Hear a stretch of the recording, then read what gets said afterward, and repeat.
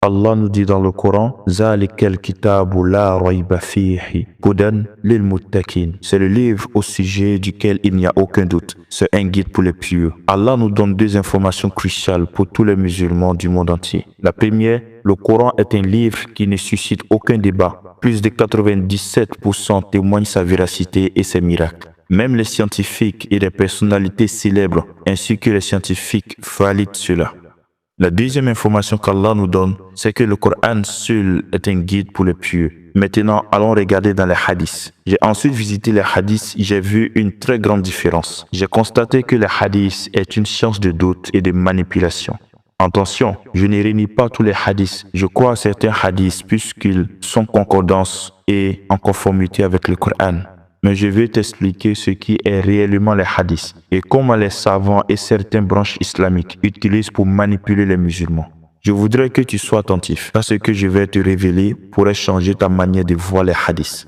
Je vais aller droit au but. Je vais juste affirmer et ensuite je te donnerai les preuves en commentaire ou en privé. C'est pour ne pas rendre ma vidéo longue. J'espère que tu es prêt. Écoute-moi maintenant. 1. Les hadiths se contredisent. Les hadiths se contredisent parce que ça ne vient pas d'une seule personne ni d'une seule source. Chaque branche a inventé des hadiths pour légitimer son point de vue. Les chiites, les sunnites, les mutazilites, les omeyyades, les abbassides. 2. Les hadiths illogiques. Ce sont les hadiths qui sont contraints, au contraire même au bon sens. Exemple, les hadiths qui disent les chiens et certains animaux sont des démons. Ou encore des hadiths qui disent les chiens noirs doivent être tués. Et les hadiths où on compare la femme au chien. 3. Les hadiths qui contredisent le Coran. Par exemple, le Coran exhorte les musulmans à ne pas forcer les gens à embrasser l'islam. Par contre, dans les hadiths, il exhorte les musulmans à contraindre les individus à embrasser l'islam, sous peine de mort. 4. Les hadiths, source de doute. Un hadith peut être authentique chez un savant et peut être faible chez un autre. C'est comme un savant peut dire le prophète alayhi salam a dit et un autre savant va dire le prophète alayhi salam n'a pas dit cela. La question qui se pose, qui dit vrai? Chaque savant sélectionne l'hadith qu'il arrange et rejette les autres. En conclusion, si les hadiths sont véritablement la parole du prophète alayhi salam, pourquoi certains savants rejettent d'autres hadiths?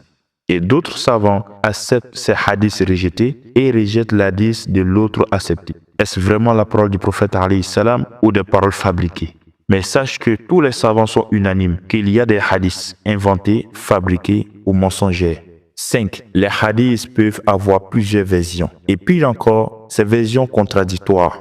Par exemple, les hadiths sur at-tashahhud lorsqu'on fait la prière.